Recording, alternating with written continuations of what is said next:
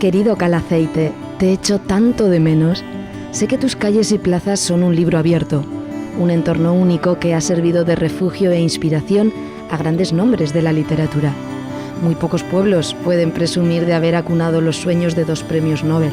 Y todo gracias a José Donoso, insigne poeta que se enamoró de tus parajes, de tus gentes y, cómo no, de tu vida tranquila y alegre. Lo hizo allá por los años 70. Es comprensible que este chileno universal se quedara a vivir contigo. ¿Y quién no? La casa de José Donoso fue el corazón de acogida de Gabriel García Márquez durante unos días. Casi puedo ver al compañero Gabriel recorrer las calles ataviado con su guayabera, esa camisa del Caribe que respiraba honestidad. Seguro que el autor de 100 años de soledad se detuvo en la calle Maella para apreciar tus casas solariegas en piedra, decoradas con balcones de forja que maravillan por su entereza y su alma a calor de hogar.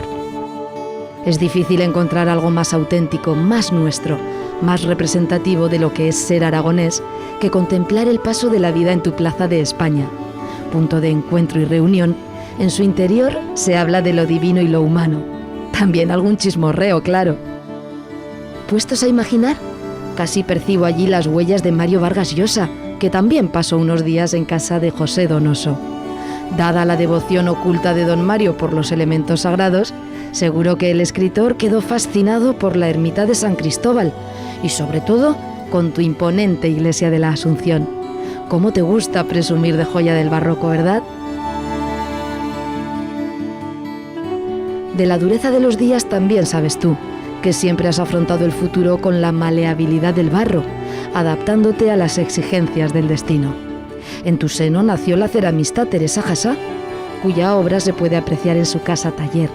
No lejos se encuentra el Museo Juan Cabré, con exposición permanente de los hallazgos de este reconocido arqueólogo e investigador local. ¿Cuántos hijos ilustres tienes? Y es que el arte se respira por los 4 costados en tu localidad.